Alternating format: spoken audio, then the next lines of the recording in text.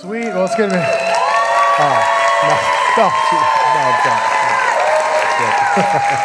Hey, community, it's good to be with you. For those of you who are with us online, thanks for being with us. I want to invite you, those of you maybe who are taking a peek in the window right now, just checking this place out, you are welcome to come here and find a seat somewhere, and these people are just as messed up as you. So you are welcome. Next week, let's go. For those of you who are in the room, why don't you look to your neighbor and just say, sup. There we go. All right, so picture this. You're leaving church, phone in hand, and your brain has already been building a to-do list the size of a Costco receipt. And all of a sudden, you feel that nudge. Go help that person. Not a voice from the clouds, not a subwoofer bass drop from heaven, just that quiet inner tug. And right on cue, your mouth says what it always says. I can't. I don't have time, and I don't have that gift. It's like our smooth Christian way of saying, I'm busy, but like with a theological sticker slapped on it. But what if, here's the deal, what if when that happens, Jesus isn't just auditioning your spiritual resume? What if he's looking for one thing first? A heart that is ready to serve.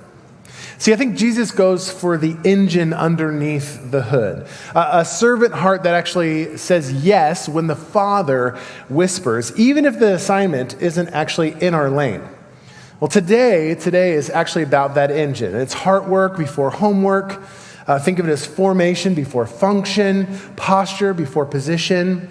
And you guys have been in a series called From Good to Great, and I love this.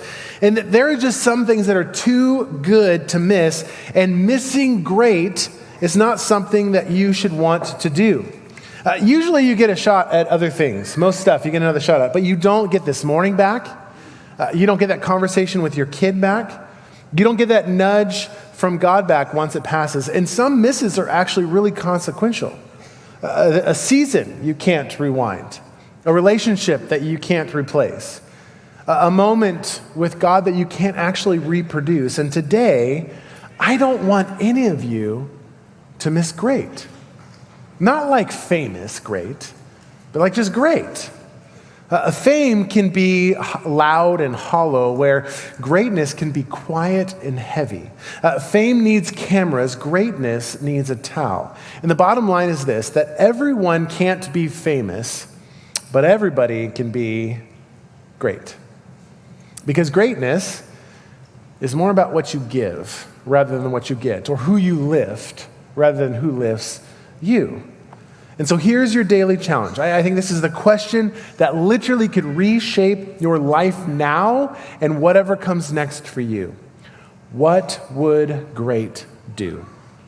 Not what would look great, not what would get me credit, not what would be on brand, just what would great do right now?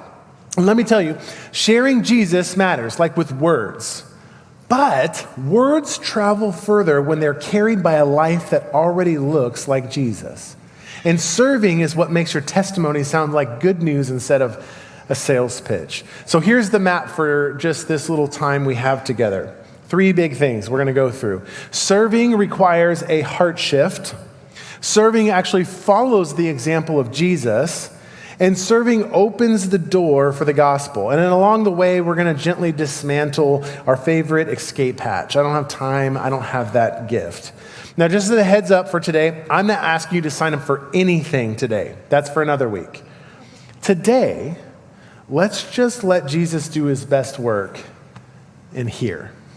So, if you're thinking, nice TED Talk, Lawrence, let's open up the book and let Jesus set the terms on this. I say, great. That's great. Let's jump right in to the word and to the life of Jesus. So here's the scene that we're going to be stepping into. It's Matthew chapter 20. Matthew is considered one of the Gospels. It's in the very first book of the New Testament if you have a Bible. So I'm just going to encourage you because I'm going to fly by this entire chapter. If you have a paper Bible, awesome. If you've got a phone, open up your Sky Bible. It's great. If you've got like a Google, you can Google Matthew 20 and kind of follow me along with this. And what I want you to know is that this isn't just a bunch of random quotes throughout here. It's a carefully arranged sequence that exposes the human heart and then shows us the heart of Jesus. Now, it reads like a job site lesson plan for apprentices. First, the wrong way to think about power, and then the way of Jesus, the Jesus way. So let's just hop in. So first, in these first 16 verses, Jesus tells this wild story where latecomers get paid the same as the early birds. And scorekeepers hate this. Like anybody who's ever clocked a double shift feels some type of way about this story. And the punchline is really just this. So the last will be first, and the first will be last. Translation here is essentially kingdom math isn't like your math, like 6, 7. It's so out of the norm. Like we don't even understand what that means, right? See, grace actually ruins your merit badges and then hands out paychecks based on the generosity of the master, not the hustle of the worker. Next, right after Jesus redefines first and last, he pulls his disciples together and then tells them yet again what is coming. He says betrayal is coming. Condemnation, mockery, flogging, crucifixion, and then resurrection. It's like literally right here, he's holding up a neon flashing sign that says greatness will look like suffering love. That the way to the crown is actually the cross. Now, I just want you to hold that in your mind for a moment as we enter into this next scene, because coming from stage right is the sons of Zebedee, or maybe you've heard the sons of thunder. And for those of you like, what is this? It's a guy named James and a guy named John. And Matthew says that the mother of the sons of Zebedee, they come to Jesus with like mama bear energy. We get this. And she kneels with this big ask in front of Jesus. She says, grant these 2 sons of mine may sit one at your right and the other at your left in your kingdom. Now, this is a quick picture. In the ancient world, literally seating equaled status. The right and the left of the king were like prime real estate. Think corner office, like the reserved parking spot, not folding chair in the hallway. These seats meant pull, visibility, perks. Like if LinkedIn existed, they'd be polishing their titles, but yet Jesus, in this moment, hands them a mop. Says, you don't know what you're asking. Are you ready to drink the cup that I'm about to drink from? And they answer confidently and tragically, we are able. And like every 20-something who's ever said, I got this, before their 6-hour DIY YouTube plumbing job, you are seen, my friend. I know you had a rough day yesterday. In Scripture, cup here actually means and symbolizes suffering and God's righteousness and judgment. And Jesus is asking, are you prepared to suffer like I will? And they say yes. And in this moment, Jesus doesn't roast them. He affirms them that actually you will indeed suffer. You will indeed experience this. We know the story. You fast forward into Acts, we see that James will actually be martyred. John will be exiled in Revelation. But then he adds this, to sit at the right and the left is not mine to grant. Those are for whom my Father has already pre-decided. He's prepared this. That means that these seats aren't won by networking. They're assigned by the Father on a path that you didn't engineer. And here's the irony of this whole thing. Who ends up at Jesus' right and left when he is enthroned on the cross? You remember? A couple criminals.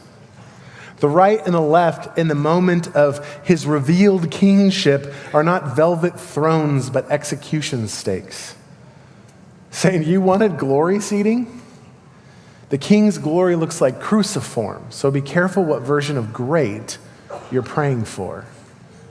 So then you have the fallout from this moment, from the other. It talks about, then the other 10 who heard this were indignant at these 2 brothers, these other 10 disciples. These dudes aren't mad because they love humility. Like, why are you being more humble? Our spot is in the back. Sit in the back of the room, right? No, they're just like us. They're mad because somebody else asked first. It's not righteousness, it's rivalry.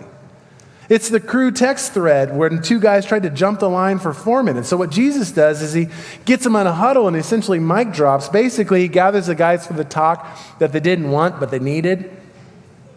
He says, you know that the rulers and the Gentiles lord over them, and the great ones exercise authority over them. Not so with you. This is so important today. Not so with you. Look at your neighbor and say, not so with you. Well, come on, this is your opportunity right now. Like you've been wanting to do this all day. Like you ain't going to lord nothing over me. You're not going to exercise authority with me. Not so with you. So go and give it to him again. Not so with you. Instead, though, whoever should be great among you should be your servant. And whoever would be first among you must be your slave, even as the Son of Man came, not to be served, but to serve and give his life as a ransom for many. Now here, I just think it would be really good and helpful to decode a few words in normal English, because this is first century archaic thing we're reading. So right here, first off the bat, lord it over. This literally means to dominate, to push weight around, power that makes people feel small. Maybe some of you have experienced this. Or exercise authority here means to wield authority for the self, to actually control something. Think leadership is leverage over another human. Then you have this word servant here. Servant is actually where we get this word deacon, which means like to wait on tables, to run errands, meets real needs. Think of like active love and obedience that like has skin on it. It's showing off. Then you have this really intense word, slave. Now, I struggle with this one because it's disconnected, but also it's very connected to a lot of people in this community. I have a lot of my brown friends. They're like, look at, why are we saying slave? You don't understand the centuries of weight that carries with it. This isn't some soft word. And I'm going to agree. I think many of us don't actually carry the weight in which it should, and some of us carry a little too much weight with it to understand it in this context. Slave here is talking about how low you go, that there is no status cushion. It's beyond volunteer, literally like my life is not my own. And so I think that we should try to grasp the gravity of what Jesus is saying here, because ultimately it's paying off here with this word ransom, which is this costly price to liberate captives. And so what Jesus does is he takes their ambition, which he doesn't crush, he just converts it. He's like, you all want greatness? Beautiful. Here's the Jesus path. Become the kind of person who walks towards the lowest need and pays the real cost. Essentially, this whole following Jesus thing is a race to the back of the line. So now, armed with that backstory of Matthew 20, let's walk into our first big idea of today. Serving requires a heart shift. Not so with you. Jesus starts with a contrast, I think that's so strong you can literally hear the brakes squeal. You know how the world runs on power, right? He names the Gentile rulers, the Herods, the Caesars, systems that run on dominance, optics, self-protection. Power in the world literally flows up and people flow down. It's this leadership vibe that treats humans like stairs. And then what he does is he detonates it with these 4 words, not so with you. I think some of us should actually just make that our lock screen this week. Not so with you. We need to write it on our mirror so you can get up and brush your teeth and be like, not so with you, right? Tattoo it on your calendar. This isn't a suggestion, friends. This is like a new species of human. In Jesus' kingdom, greatness isn't measured by how many serve you, but by how many you serve. Not by how visible you are, but how interruptible you are. And some of us, I think, can get lost in this space where we're trying to smuggle world power into kingdom life and call it excellence and strategy. And I think excellence is good, but ego with a uniform is still ego. And Jesus isn't asking you to care about quality and excellence. What he's asking you to care about is people more than a platform. Faithfulness more than followers. Obedience more than optics. Maybe you've heard this before. Humility isn't thinking less of yourself, it's thinking of yourself less. And this is, I think, where Monday gets real. You start measuring your day not by what did I achieve, but whose burden got lighter because they experienced an interaction with me? Did I make the job safer? Did I cover a shift? Did I go home kind when I was tired? Woo. Great isn't complicated. You know it when you see it. You feel it when you experience it. It's like the coworker who shows up early so you can get to your kids' game. It's like the nurse who stays past the shift to hand it off well. It's like the teammate who actually shields you in a meeting instead of throwing you under the bus, or the person who chooses honesty over image when it'll cost them, or the teacher leaning in with that student even when they act like they don't care. That's greatness. It's not loud, but it lands. And some of us, I think, sometimes spiritualize avoidance when it comes to greatness. You know, like, yeah, I'm praying about doing the dishes, right? We over-spiritualize our avoidance. What that essentially means is I'm waiting for the archangel Don to come down with a sponge. Beloved, stop rebuking the spirit of elbow grease. If you can grab a towel, you can walk like Jesus. And stop nudging the person next to you. I see you. You're seeing right now. You're like, this is the part. You need to... Now, here's the thing. I get this. Like, personally, I get this. This is why the heart shift is actually so hard for so many of us. It's because serving actually collides with our 3 favorite idols. They all start with C. Isn't that convenient? Convenience is actually the first one. Convenience is this idol that we have. I'll serve when it fits. I mean, how many of you are really walking around in your day-to-day being like, I got extra time, you need anything? Like, I got lots of time, right? None of you guys are doing that. Here's a spoiler. It never fits. The second idol that we have is comfort. I'll serve when it's my vibe, right? Love rarely checks your vibe. And the last one is control. I'll serve if we do it my way. Now, that's real talk right there. I mean, we all got an opinion, and a lot of us got an unsolicited one, that's for sure. Jesus, though, invites you into a kingdom, not a deal you manage. And underneath those idols is this fear. I think that's a real fear for a lot of us. Like, I won't be seen. I won't be appreciated. I won't get mine. But let me just tell you the gospel truth, and the answer to fear is abundance. In Christ, I already have what I need. So I therefore can go low without losing myself. I think there's a really easy 2-minute test that you can do this week when you feel that nudge. Like when you feel that nudge to text them now, to cover that bill, carry that box. Just sit for a moment and just listen. Give God 2 minutes before your default of no happens. And just breathe and ask, Jesus, is that you? And you may find that most of your resistance is just inertia wearing grown-up clothes. And that's the weird math of the kingdom. When you choose the low place, friends, anxiety begins to loosen. Envy actually starts to lose oxygen, and joy begins to rise. That literally a poured out with Jesus doesn't make you empty. It's the thing that makes you fully alive. So ask it everywhere. What would great do? What would great do? What would a great friend do? A great coworker? What would a great parent do or grandparent do? A great classmate? A great neighbor do? Greatness is less about scope and more about spirit. So now if the heart shift is the start, what shape then does it take when God puts skin on it? Well, it's the second one. Serving follows the example of Jesus. Where the Son of Man did not come to be served, but to serve. Like, Jesus literally stakes everything on his identity. If anybody had the right just to take the day off while others fetched, it was Jesus. He literally arrived with the universe in his pocket. He came, that's this incarnation word, to serve. I mean, if you just scan his days, look at it. He touches leopards.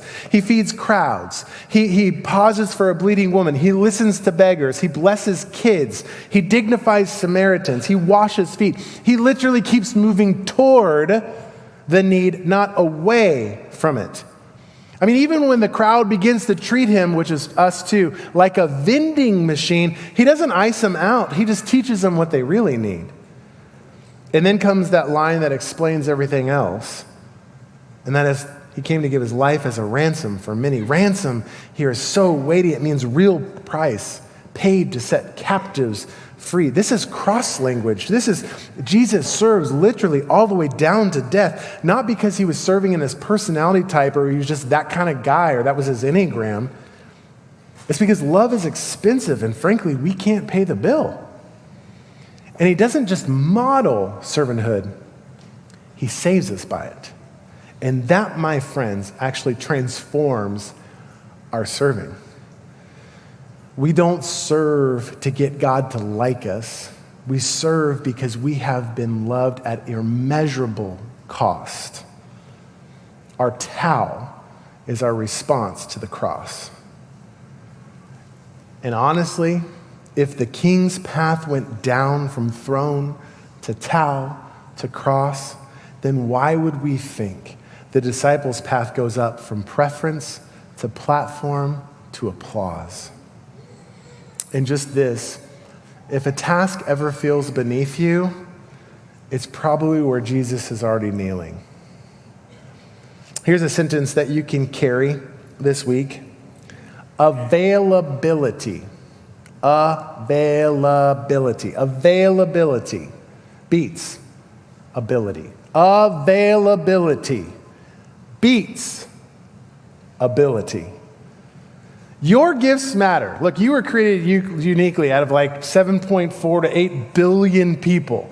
Your gifts do matter. They explain how you serve. You were uniquely created to use that, but they should never decide whether you serve. Because God steers moving hearts. This is how you're going to figure this out. You're going to go and leave from here. You're going to get nowhere if you just sit in the parking lot and turn your wheel. You have to start moving to get going somewhere. So then where might that steer you this week?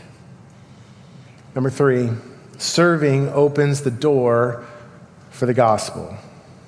Servanthood makes Jesus recognizable when you speak, like with your words, right? And there's so many ways to speak. We live in a culture allergic to hype, and it's fluent in spin. And I'm telling you, people can argue with your opinions, but it is hard to argue with sacrificial love. Think of serving as pre-evangelism. It literally tills the soil so the seed can sink in. It lowers the drawbridge. It says that when you say, I'm here for your good, which then makes people hear when you say, now let me tell you about the one who came for my good. It doesn't replace speaking, it literally authorizes it. And when you can constantly and consistently choose the low place where you show up and you follow through and you carry burdens and you forgive first, people then lower their guard. They start asking different questions. Let's be real. The world has heard a lot of Christian words lately, some beautiful and some weaponized. Like, you know this, we live in a polarized culture right now. But what cuts through the noise is a life that looks like Jesus in Matthew chapter 20. A human that literally says with their calendar and their wallet and their hands and their feet, I came not to be served, but to serve. Just a quick snapshot, you can think of a neighbor. He rolled his eyes at church people for years, and then his wife got sick. Some believers started showing up, meals, rides, yard work, maybe a quiet prayer if wanted. And months later, he asked, why are you like this? And the question wasn't earned by debate. It was invited by casseroles. It wasn't a theology class. It was a Tuesday night love that preached louder than words. And sometimes it's a neighbor. Sometimes it's classmates. Sometimes it's the apartment complex or coworker. Love made space. Truth found voice. Now, just a little aside, because I think this is so important. I want you to know, and some of us are figuring this out, you can close the door so much faster than you can open it nowadays. Let me say it this way. Don't let your comment section undo your testimony. If your post breathed fire while your hands refuse a towel, your words about Jesus are going to feel counterfeit. Your witness shouldn't need a PR cleanup. Because serving makes Jesus recognizable when you speak his name. So now again, we're not handing out any signups today. We should be handing out towels. But I don't want to end this vague either. I want to real quickly just retire the sentence that a lot of us use to stay safe. I don't have time, or I don't have that gift, right? Sometimes I think it's humility, but more often it's code for I don't want that inconvenience, right? We say, I'm not called. What we really mean is like, I'm not comfortable with that. Friends, here is the gentle truth. Serving isn't a gift. It's literally a mindset. It's the mind of Christ. Now here's the freeing truth. God isn't looking for perfect. He's just looking for available. And then here's the gospel truth. We don't serve to earn. We serve because a ransom was paid. So to help you, let me just quickly do a short diagnostic with you and for your heart. You can do this in your own mind. You don't need to tell me your numbers or your neighbors. Your scale is between 1 and 5. 1 is like, no, very difficult. 5 is like, oh, no problem, very comfortable, okay? So here's your diagnostic. Where are you at? When it comes to interruptibility, can God change your plans without me spiraling? Not like, how interruptible are you? Like, oh man, I feel like God's asking me to move to Brazil, right? No, I'm talking about like today. Like, how interruptible are you in your day to day? Like today, 1 to 5. Like, no way, uncomfortable. 5, oh yeah, easy, okay? How about invisibility?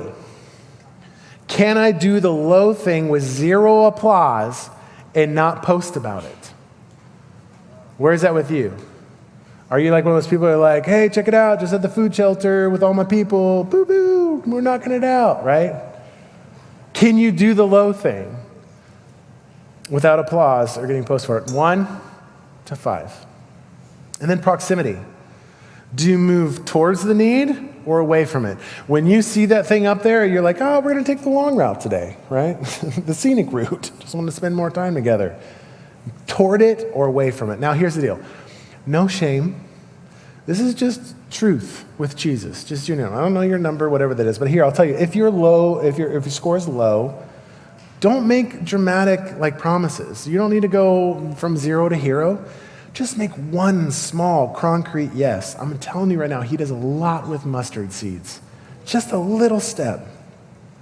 Now, I think we've kind of painted this picture today, but there's 2 things that kind of hold this conversation together. One is a towel.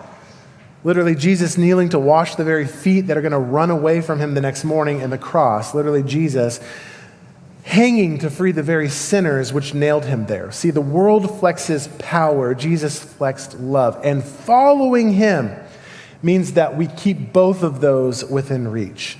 I think history actually gives us a picture of greatness that rhymes with Jesus' definition. After the Revolutionary War, the American Revolution, when some wanted George Washington to be the new kind of monarch, he famously surrendered his power. King George III, when he heard about this, said, if he does that, he will be the greatest man in the world. Why? Because true greatness doesn't need a title. It doesn't need props. It just needs the opportunity to choose the lower way when the higher seat is within reach. That's kingdom greatness. Using power to serve, not to secure yourself. And I'm telling you, friends, before this day is over, you're going to get a chance. You're all going to get a chance. Small, unglamorous, easy to miss, to do exactly that. If you can show up on time, lend a hand, or hold your tongue when you're tired, you are literally pushing back darkness. If you can look up from your phone long enough to make eye contact, you can begin to bandage loneliness.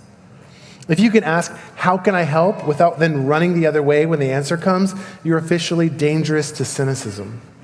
And again, we're not asking you to sign up for anything today. We're just inviting you all to open your hands. So would you create that posture right now? Would you open your hands with me? And if you're willing, you can pray this with me. Jesus, give me your mindset. Bend my heart low. Interrupt my hurry. Soften my pride. Teach me to say yes when you whisper, even when it's not in my lane. And make me a servant before I am anything else. And when I speak of you, let my life have spoken first. Well, community, this week, watch for the nudges. Choose the low place. And next Sunday, we're going to talk specifics, healthy ways you can serve in this house and beyond. But until then, don't miss great. It literally determines how people experiences you now, and it will determine what people say about you later. So ask it everywhere. Ask it all the time. What would great do? And then do that, one small yes at a time. Now, for some of you, great might be letting others carry your burden today and swimming upstream where there'll be people at the front of this stage to pray with you. Some of you, great is going to be like doing something crazy obnoxious, which is next week getting in a pool of water, drawing a line in the sand saying, I am his and I am part of his people through baptism. Some of you are going to have many opportunities this week to be great. Don't miss it, friends. Be great. Be great. It was a great gift to be with you today, community. Grace and peace.